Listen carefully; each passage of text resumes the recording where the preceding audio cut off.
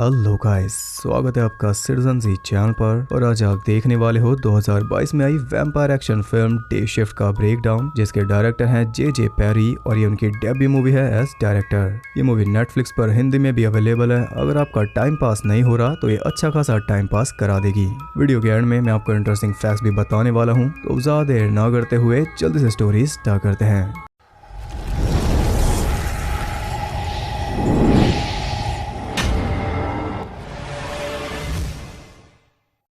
Movie के start में हम देखते हैं बर्ड नाम के पूल क्लीनर को, जो कि वैसे तो पूल साफ करता है, लेकिन इसकी आड़ में ये साफ करता है वैम्पायर्स को।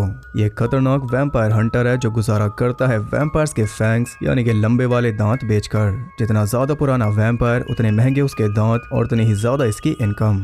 चोरी छुपे वो एक घर में घुस गया जो कुछ ज्यादा ही कोल्ड था, और उसके अंदर जाते ही उसने सेट कर दी अपनी सिल्वर वायर। तभी उसके सामने आ जाती है एक बूढ़ी लेडी, जिसे उसने सीधा ही शूट कर दिया क्योंकि वो है एक वैम्पायर। अपने असली रूप में आकर वो उससे भिड़ गई और यहाँ एक अच्छी खासी फाइट हमें देखने को मिलती है, जिसमें ढेर सारा एक्शन फिल्ड है। काफी तोड़फोड़ और शूटिंग के बाद भी वही भारी पड़ रही थी, लेकिन आखिर में बर्ड ने उसे शांत कर दिया उसका गला काट कर। लेकिन तभी एक और वैम्पायर वहाँ पर आ गया, जो कि आते ही मर भी गया उसकी सिल्वर वायर की वजह से। उनके फैंक्स निकाल कर वो चलता बना। इसके बाद हम देखते हैं एक वैम्पायर को जो धूप में बंधा हुआ था। उसने ऑड्री नाम की एक बॉस लेडी का ऑर्डर नहीं माना, जो कि खुद भी एक वैम्पायर है, लेकिन धूप से इसे कुछ खास डर नहीं लग रहा। उस वैम्पायर को वहीं सीमेंट में दफना कर वो चली गई। अब ये वैम्पायर यहाँ दबा हुआ भूख से मर जाएगा, लेकिन कई सौ सालों बाद जब इसे निकालेंगे तो खून पिलाते ही ये फिर से जिंदा हो जाएगा, ऐसा वैम्पायर मिथ में होता है। खैर, उधर एक लेप से नहा धोकर बर्ड अपनी बेटी पेज को स्कूल से पिक करके ले गया अपनी एक्स वाइफ जॉस के घर। वो बर्ड को बताती है कि अगले हफ्ते तक पेज की फीस और दांतों के इलाज के लिए उसे $10,000 चाहिए होंगे, वरना वो ये घर बेचकर अपनी मॉम के पास फ्लोरिडा चली जाएगी। और ये सुनते ही बर्ड हिल गया।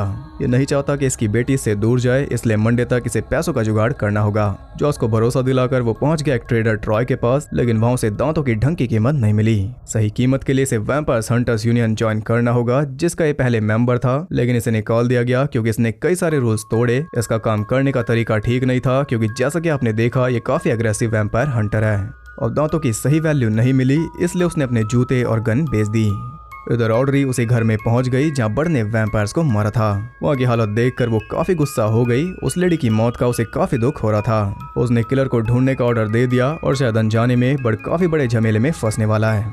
दोबारा यूनियन में जाने के लिए बर्ड अपने पुराने दोस्त बिग जॉन के पास पहुंच गया, जो कि है स्नूप डॉग। ये एक सीनियर वैम्पायर हंटर है, इसकी यूनियन में काफी इज्जत है, अब यही कुछ कर सकता है। अब जैसे ही वो अंदर जाते हैं हम देख पाते हैं इब्राहिम लिंकन की एक पेंटिंग और साथ में 2 एक्स। ये रेफरेंस है इब्राहिम लिंकन वैम्पायर हंटर का। जॉन उसे लेकर जाता है यूनियन मैनेजर रैल्फ के पास, जो बर्ड को देखते ही उसकी सारी गलतियां गिनवाने लगा जो भी इसने की थी, लेकिन बिग जॉन के रिक्वेस्ट पर उसने उसे एक लास्ट चांस दे दिया। बर्ड उससे नाइट शिफ्ट मांग रहा था क्योंकि उसमें ज्यादा पैसा है, लेकिन उसे मिली डे शिफ्ट और यहीं से आया मूवी का टाइटल। अब इसे सिर्फ दिन में ही वैम्पायर्स को मारना होगा, और वो भी एक साथी के साथ जो इसकी हर एक हरकत पर नजर रखेगा, और अगर इसने कुछ गलत किया तो ये हमेशा के लिए बाहर। वहाँ दांत बेचने पर उसे काफी अच्छा प्राइस मिल गया, लेकिन कोर्ट्स के मुताबिक मिस्टर सेथ ने उसका पिछला फाइन काट लिया, जिसके बाद कुछ भी नहीं बचा। लेकिन अब इसके पास जॉब है जिसके थ्रू ये भरपाई कर सकता है। कर तभी रल्फ वहाँ आकर उन्हें बताता है कि बर्ड के ऊपर नजर रखने वाला ऑफिसर सेथ ही होगा, और ये सुनकर वो खुद भी हैरान था। सेथ काफी हाथ पैर जोड़ता है क्योंकि फील्ड का काम उसे नहीं आता, लेकिन रल्फ कुछ भी सुनने को तैयार नहीं था। अगले दिन वो रेडी होकर बर्ड के अड्डे पर पहुंच गया, और उसे देखकर बर्ड जरा भी खुश नहीं था। वो उसे क्लियरली समझा देता है कि ऐसे कपड़ों में ये काम नहीं होता, हमें वैम्पायर्स को मारना है, उनके साथ मीटिंग नहीं करनी। यहाँ हम देख पाते हैं कि बर्ड जितने भी वैम्पायर्स को मारता है उनके ट्रॉफी के तौर पर वो ओरिगामिस बनाकर लटका देता है। साथ ही वो शॉटगन शेल्स के अंदर गार्लिक में डूबी हुई लकड़ी भर रहा था, ताकि वैम्पायर्स आसानी से मर जाएं, नहीं तो सिल्वर से ये उनका गला काट ही देगा। अब वैम्पायर्स को जलाकर भी मारा जा सकता है, लेकिन ये ऐसा नहीं करता क्योंकि इसे चाहिए फैंग्स। खैर, शिकार के लिए वो एक सालों से बंद बोलिंग एली में पहुंच गए, और यहाँ हमें पता चलता है कि वैम्पायर्स की कई सारी जाति प्रजातियां भी हैं। आपको बता दूं कि वैम्पायर्स के पास फेमिलियर्स भी होते हैं, यानी कि गुलाम। वो ऐसे इंसान होते हैं जो वैम्पायर्स के घर को संभालते हैं दिन में, क्योंकि दिन में वैम्पायर्स सोते हैं, और वो उनके खून का इंतजाम भी करते हैं इस उम्मीद में कि एक दिन वैम्पायर्स उन्हें भी वैम्पायर बना देंगे। खैर, उधर बर्ड का पता लगाते हुए ऑड्री पहुंच गई ट्रॉय के पास, वो भी दिन में ही, और हम देख पाते हैं कि वो काफी ज्यादा फास्ट है। या वो भी थोड़ी वैम्पायर नॉलेज देती है कि फैंग्स के बिना वैम्पायर जिंदा नहीं रह सकते, और ना ही वो इन्हें दोबारा उगा सकते हैं, इसलिए इनकी इतनी ज्यादा डिमांड है मार्केट में, क्योंकि फैंग्स का मतलब एक पूरी वैम्पायर लाइफ। जितनी लंबी लाइफ उतने पुराने फैंग्स और उतने ज्यादा पैसे। वो ये भी बताती है कि एक टाइम ऐसा था जब इंसान हमें गॉड समझ के पूछते थे, लेकिन अब वो हमारे खिलाफ हो गए हैं और यही इसका मोटिव है। ये दोबारा वो टाइम लाना चाहती है जब इंसान इन्हें पूजेंगे।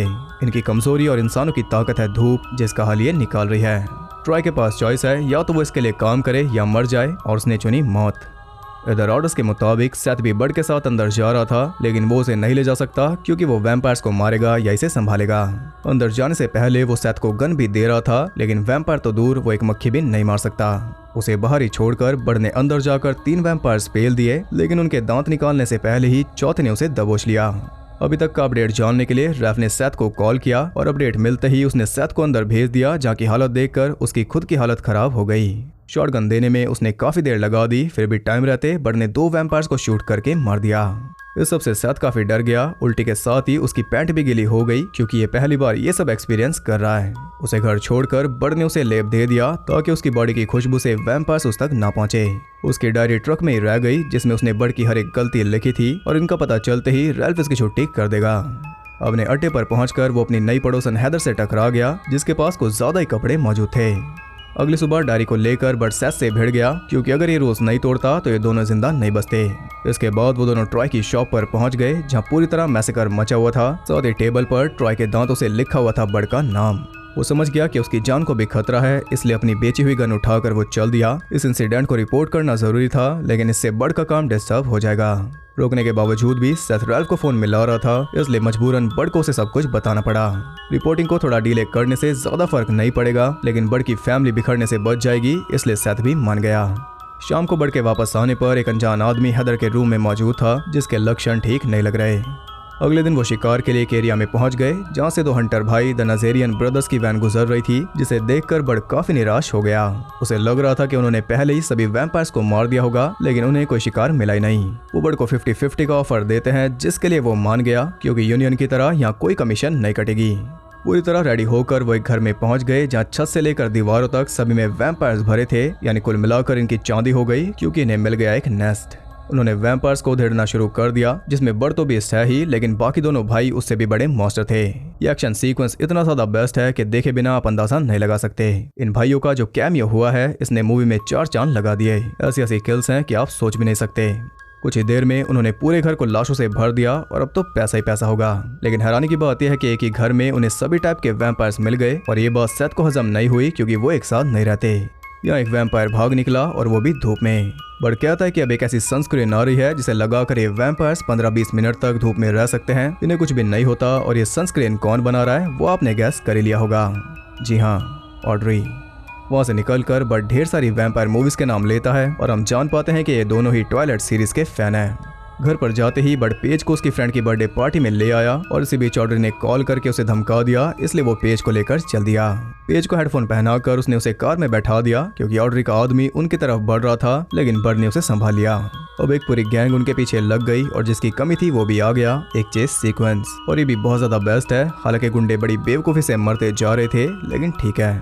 बर्ड काफी सावधानी से ट्रक भगा रहा था ताकि पेज को कुछ पता ना चले, लेकिन वो पहले से सब कुछ जानती थी। उसकी हेल्प के जरिए गैंग को चकमा देकर वो घर पहुंच गया, जहां ऑड्री पहले से उसका वेट कर रही थी और सेथ भी वहीं बेहोश पड़ा था। अब टाइम आ ही गया, इसलिए बर्ड जॉस को बताता है कि मैं एक वैम्पायर हंटर हूँ और ये सुनकर वो सोच रही थी कि भला ये क्या मजाक है, लेकिन ऑड्री के फैंक्स देखकर उसे भरोसा हो गया। बर्ड का कहना था कि ये दोनों इस सब का हिस्सा नहीं है। बदले में ऑड्री कहती है कि तुमने इन्हें बना दिया।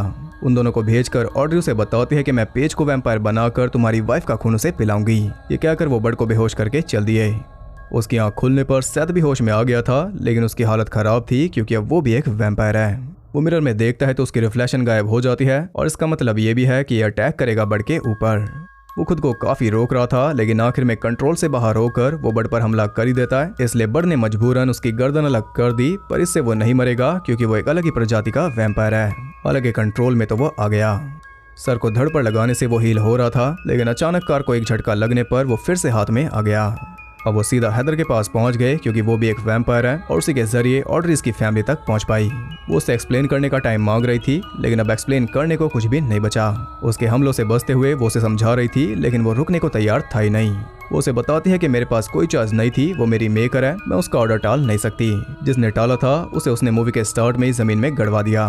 बर्ड को हर्ट करने के लिए उसने पेज को उठवा लिया है क्योंकि स्टार्टिंग में जिस बूढ़ी वैम्पायर को इसने मारा था वो ऑड्री की बेटी थी। ऑड्री ने सेफली उसे इंसानी जिंदगी बिताने दी और मौत आने पर उसे एक वैम्पायर में बदल दिया ताकि वो उससे अलग ना हो, लेकिन बर्ड ने उसका ये प्लान फेल कर दिया, इसलिए वो हद से ज्यादा गुस्सा है और इससे आप ये भी समझ सकते हो कि असल में वो कितनी ज्यादा प्राचीन है। उन्होंने सेथ को थोड़ा खून पिला दिया जिससे उसकी गर्दन रिकवर हो गई, क्योंकि अभी ने जाना है नाइट शिफ्ट पर। वो जगह पर पहुंच गए जहां कई सारे गुंडे मौजूद थे, बेस तक पहुंचना आसान नहीं होगा। उन्होंने सीधा ही धावा बोल दिया और इस बार तो सेथ भी पीछे नहीं हटा। अपनी नई पावर्स का यूज करके उसने एक का हाथ उखाड़ दिया और हैदर भी जोरों शोरों पर थी, लेकिन ये सब ज्यादा देर तक नहीं चलेगा। गुंडों की तादाद काफी ज्यादा थी, इसलिए वो तीनों घिर गए। वो बुरी तरह फंसे हुए थे, तभी एक ट्रक बिना लाइसेंस अंदर घुस आया जिसमें था बिग जॉन। उसने एक ही झटके में सबको भून दिया और ये इसलिए आया क्योंकि सेथ ने पहले ही इसे मैसेज कर दिया था। अब ये सफर थोड़ा आसान हो जाएगा। उन दोनों को रास्ता बताकर हैदर सेथ के साथ बाकियों से निपटने चली गई। थोड़ा आगे जाने पर सनस्क्रीन की पैकिंग चल रही थी, लेकिन जॉन ने एक झटके में सब कुछ खोल दिया। वहां से गन्स चेंज करके दोनों आगे बढ़ गए, जिसकी आहट नीचे भी पहुंच गई। वो एक टनल से गुजर रहे थे, तभी कई सारे वैम्पायर्स उन पर टूट पड़े, जिससे उनका काम खराब हो गया। जॉन बड़ी बहादुरी से लड़ रहा था, लेकिन एक वैम्पायर ने उसे बाइट कर लिया। अब जल्दी ये भी बदल जाएगा। ऑड्री बर्ड को आवाज देकर अट्रैक्ट कर रही थी, इसलिए जॉन ने उसे धक्का देकर दरवाजा लॉक कर दिया। अब ये जाकर अपनी फैमिली को बचाएगा और बाकियों को संभालेगा जॉन। वो बहादुरी से काम पर लगा हुआ था, लेकिन जब कोई ऑप्शन नहीं बचता तो यूवी बॉम्ब के जरिए वैम्पायर्स के साथ ही वो खुद भी फट गया, यानी आखिरी टाइम में भी उसने दोस्ती निभा दी। इधर बर्ड ऑड्री तक पहुंचने वाला था, लेकिन उससे पहले उसका बॉडीगार्ड बीच में आ गया, लेकिन दोस्तों इसके पास भी हैं। छत के जरिए हैदर और सेथ वहां पहुंच गए, इसलिए बर्ड काफी आराम से निकल गया।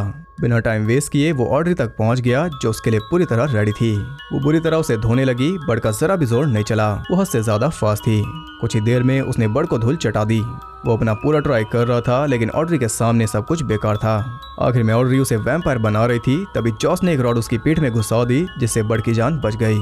इधर उस बॉडीगार्ड ने उन दोनों को जकड़ा हुआ था, इसलिए दिमाग का यूज करते हुए दोनों ने मिलकर उसके हाथ उखाड़ दिए, जिससे उसकी जान चली गई। जॉस की इस हरकत की वजह से ऑड्री उन दोनों को मारने जा रही थी, इसलिए उस पर फायर करके बर्ड ने उसका ध्यान खींच लिया, क्योंकि खुद से पहले ये उन्हें मरने नहीं देगा। या उसने मौत को एक्सेप्ट कर लिया था, क्योंकि ऑड्री पूरी ताकत से उसकी तरफ दौड़ पड़ी, लेकिन यहाँ भी काम आ गया उसका पुराना तरीका। ऑड्री फंस गई उसके सिल्वर वायर में, जिससे उसकी गर्दन अलग हो गई और वो जिस तरह उसका खेल खत्म हुआ। यहाँ सब एक साथ चल दिए और रास्ते में उन्हें बिग जॉन की हेड मिल गई, जिसे बर्ड ने सेथ को दे दिया, क्योंकि अब यही इसका इकलौता दोस्त है। रैल्फ भी पूरी टीम के साथ वहां पहुंच गया और आते ही वो बर्ड को उसकी गलतियां गिनवाने लगा, लेकिन वो भूल गया कि कंपनी का बेस्ट एम्प्लॉय बर्ड के साथ है। कंपनी रूल्स में मौजूद लूपहोल्स के जरिए सेथ ने बर्ड को बचा लिया, जिससे पूरी फैमिली खुश हो गई। मजे की बात यह है कि बिग जॉन भी जिंदा बच गया। वो अपनी लास्ट लाइन बोलता है, जो कि रेफरेंस है द लॉस्ट बॉयज की लास्ट लाइन का। मोस्ट प्रोबेबली अब ये भी एक वैम्पायर बन जाएगा और इसी के साथ ये मूवी एंड हो गई। तो मूवी काफी सही है। जो भी वैम्पिरिक एक्शन इसमें दिखाया गया वो कहीं भी मार नहीं खाता और मूवी आपको बोर भी नहीं करती, क्योंकि सेकंड हाफ के बाद तो एक्शन रुकता ही नहीं। स्पेशली जो भाइयों वाला सीक्वेंस था वो बहुत ज्यादा बेस्ट था, इसलिए मैंने बोला था कि अगर आपका टाइम पास नहीं हो रहा तो ये अच्छा खासा टाइम पास कर देगी। तो बात करते हैं इंटरेस्टिंग फैक्ट्स के बारे में। इसका बजट था $100 मिलियन, जो काफी ज्यादा है, और कमाई तो पता चलेगी नहीं क्योंकि आई है नेटफ्लिक्स पर। ये पहली नेटफ्लिक्स मूवी है स्कॉट एडकिंस की। ये जेमी फॉक्स की पहली नेटफ्लिक्स मूवी है प्रोजेक्ट पावर के बाद। स्कॉट और जेमी दोनों ही MCU में नजर आ चुके हैं, जेमी स्पाइडरमैन नो वे होम में और स्कॉट डॉक्टर स्ट्रेंज में। जेमी फॉक्स और मेगन गुड पहले एक साथ नजर आए थे व्हाइट फेमस में। ये जेमी फॉक्स की दूसरी फिल्म है जिसमें किसी कैरेक्टर का नाम है बिग जॉन, पहली है जैंगो अनचेन्ड। ये डेव फ्रैंको की दूसरी वैम्पायर हॉरर कॉमेडी फिल्म है, पहली है फ्राइडे नाइट का रीमेक, और वो उसमें भी एंड तक एक वैम्पायर में बदल जाते हैं। कार चेस का लास्ट पार्ट वहीं पर शूट हुआ था जहां टर्मिनेटर 2 का फेमस ट्रक सीन शूट हुआ था। ये थे कुछ इंटरेस्टिंग फैक्ट्स। आई होप आपको पसंद आए होंगे। अगर आपको ये वीडियो पसंद आई तो इसे एक लाइक कर देना और साथ ही कमेंट करके बताओ कि आपको मूवी कैसी लगी, और अगर आपने मूवी देखी है तो आप अपनी रेटिंग दे सकते हो। ऐसे और इंटरेस्टिंग वीडियोस देखते रहने के लिए चैनल को सब्सक्राइब करके बेल नोटिफिकेशन कॉल पर सेट कर लो, ताकि नोटिफिकेशन आपको अकेला ना छोड़े। और ज़्यादा कनेक्टेड रहने के लिए आप मुझे इंस्टाग्राम पर फॉलो कर सकते हो, वहाँ आपको बहुत कुछ जानने के लिए मिल जाएगा, और साथ ही बाकी जगहों पर भी जिनके लिंक्स आपको नीचे मिल जाएंगे। तो मैं मिलता हूँ आपसे अगली वीडियो में, तब तक के लिए सबको बाय।